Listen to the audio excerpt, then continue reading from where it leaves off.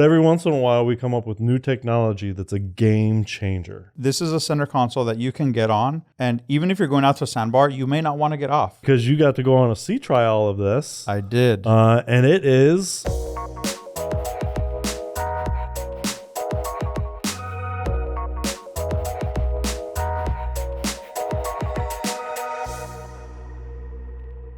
Welcome to another episode of the Southern Boating Podcast. I'm Ian Sneed. I'm James Anderson. And before we get started, remember to subscribe to the channel. I said subscribe properly, I promise. Today, what we're covering is, I was going to say Skylink.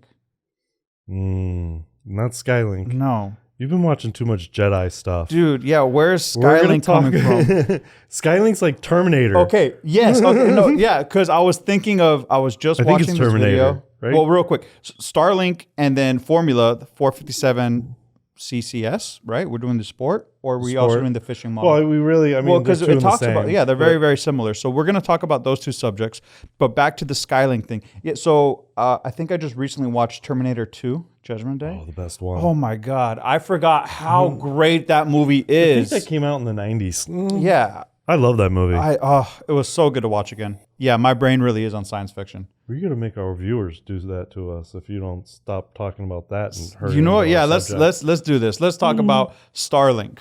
Right? You want to kick it off? Starlink. So I'll start this. Is every once in a while, it's really nice in an industry, any industry. It doesn't have to be the marine industry.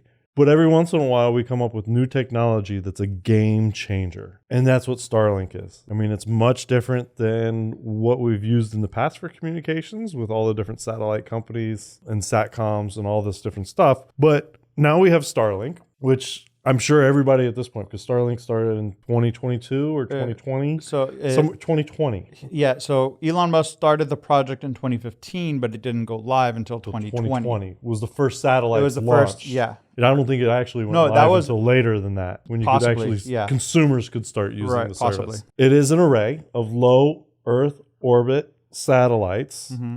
Supposedly you'll be up to 40,000 by the time he's done. Right. Right now, I think he's at like 2,000 or something. No, way more than that. Oh. I mean, I think he's more closer to like the 20,000. We'll get an exact number and update it in the comments because I can easily get you a number. But anyways, they're all low Earth orbiting satellites, much different than anything else. And there's lots of them, so you can get internet connection of high speed, low latency. Yep, from anywhere.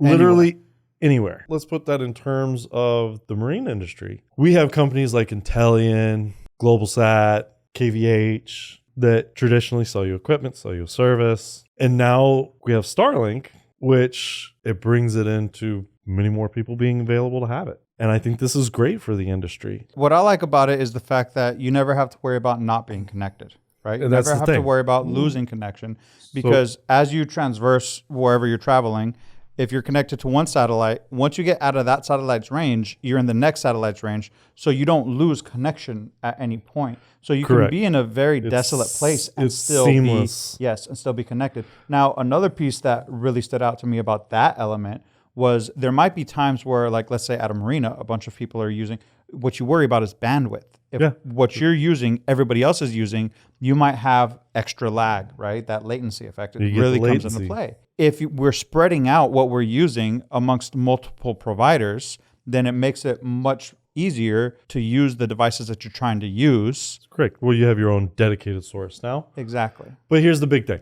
Being able to go from your office to your yacht and enjoy all the same things, whether it's working, being able to work remotely, no matter where you are in the world and where you position your yacht, and even down to the simple levels of entertainment. Right. I mean, how does majority of people today enjoy a movie? It's usually streaming, Netflix, right? Yep. And now you have all of these options that you can bring this to your yacht and not spend fortunes. Right. One thing I liked about the article that we're referencing is the mention that, one, you can get this at West Marine. But most importantly is if you go get this Starlink device, you want to get the marine grade version.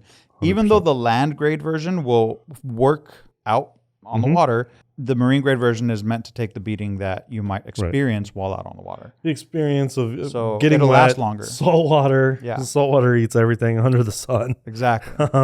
The additional exposure to UV rays and all of this stuff. Exactly. So that's really important.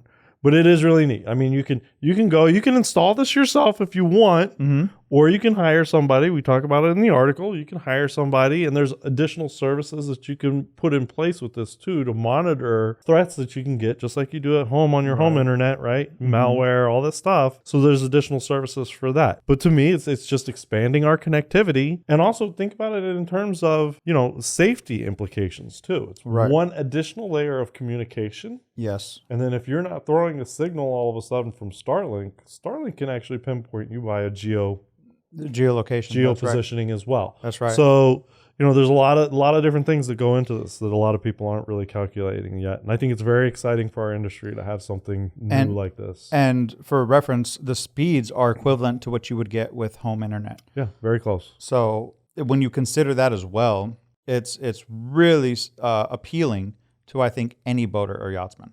Absolutely. Yeah. Absolutely. Obviously, I had my geek out session now because we all know in past lives I sold a lot of equipment.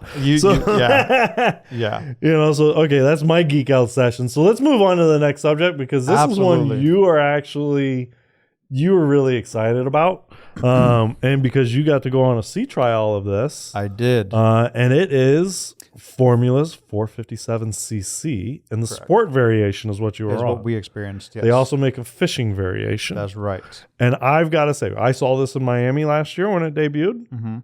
I was obviously impressed.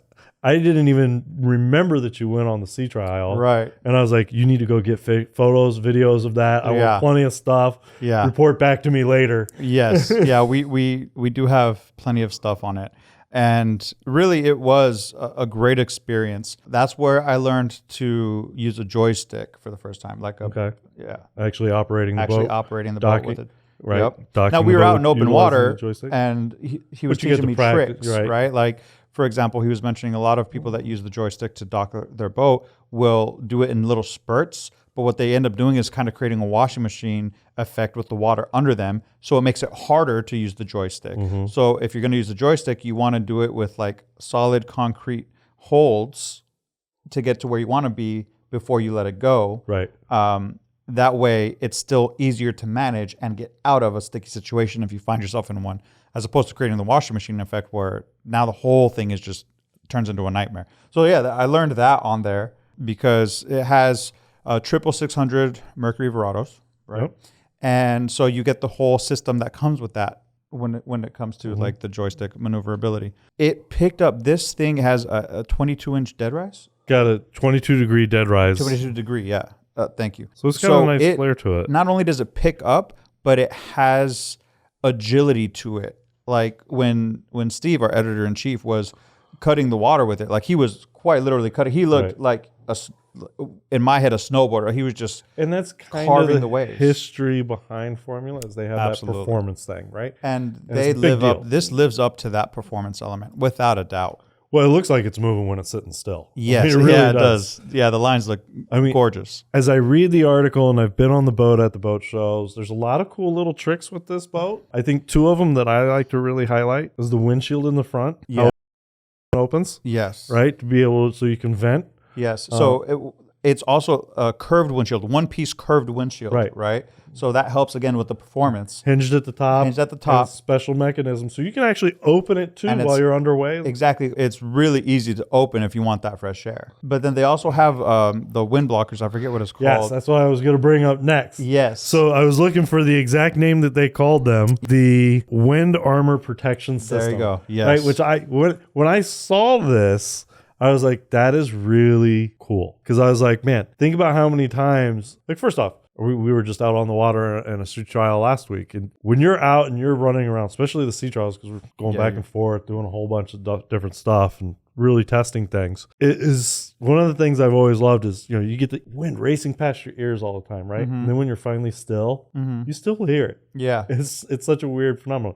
But this actually allows you to block some of that and eventually have an easier conversation with the people at the helm. It's much more comfortable having a conversation when the front window is down and you have those engaged.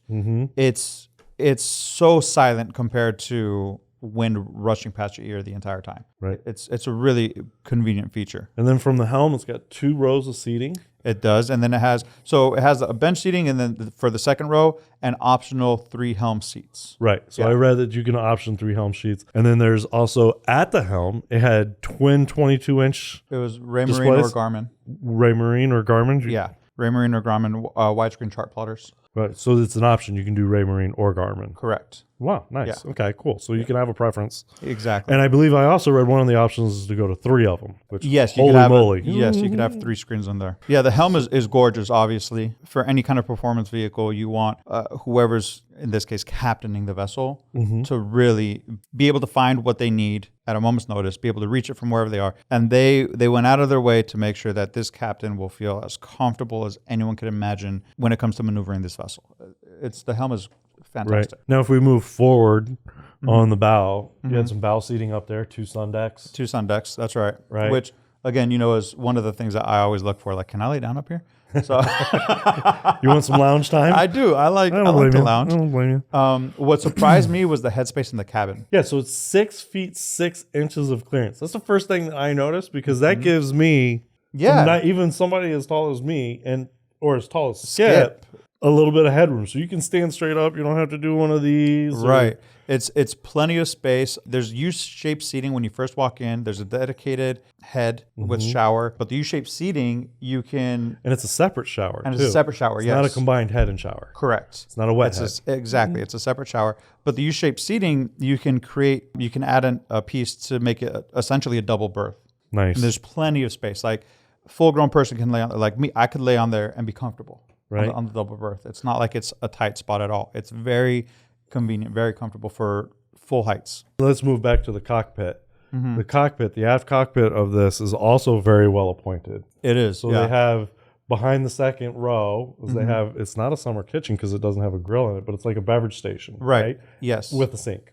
Correct. But beneath that, you have areas for... Well, I mean, there's tons of storage there. For me, it's the transom seat. And then there's also, if I remember right, there's an optional transom. Back, further, behind. Yeah, so at the back end of the cockpit, and then there's the transom seat, and then there's also an optional, I forget what it's called, but you can add a grill to the port side, and there's storage on the starboard.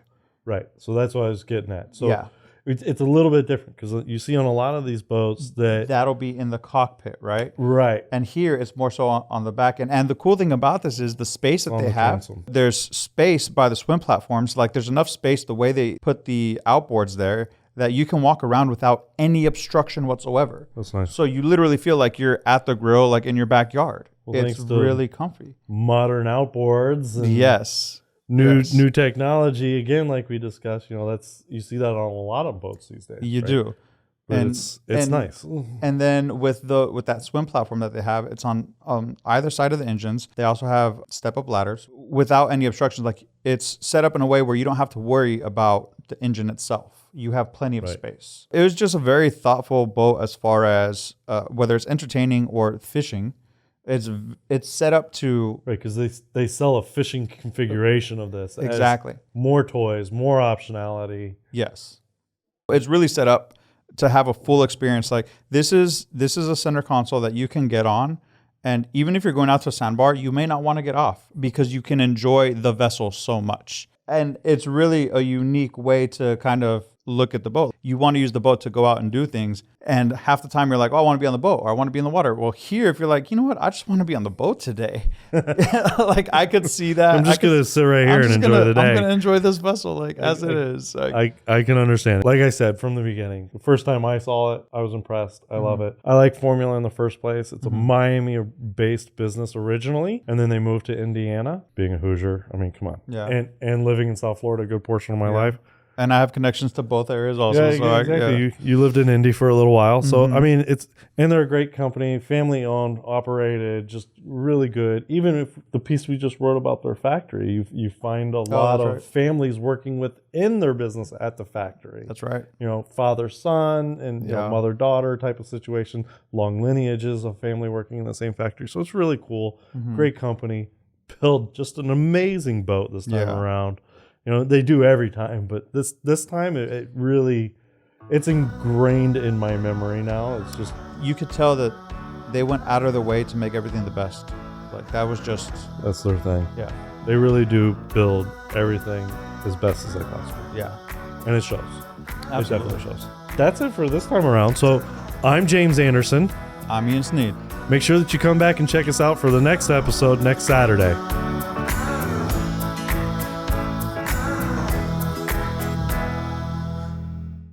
I have to breathe. You want me to hold my breath?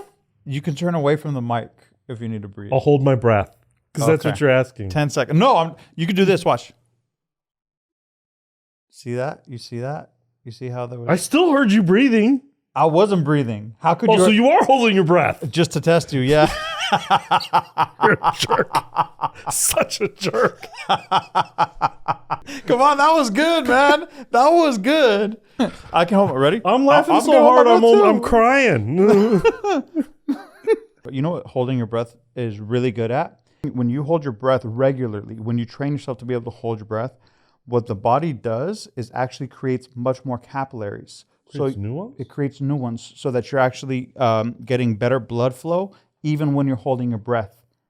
Well, I'll stop breathing more often. Right? I literally, so whenever... So wait, so you know what I should tell? Is, you know, my wife always tells me, Jenna's always like, yeah, I know you're probably thinking you're going to use this and I don't care. No. I was just checking to see if it was recording. So expect a phone call because she's going to go, oh yeah, where'd you learn that from? We're like, Ian. If you got a problem with it, take it up with him. Yeah, because we've already done that once. So...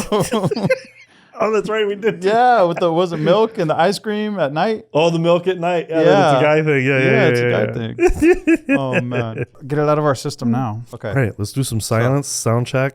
So 3, 2, 1.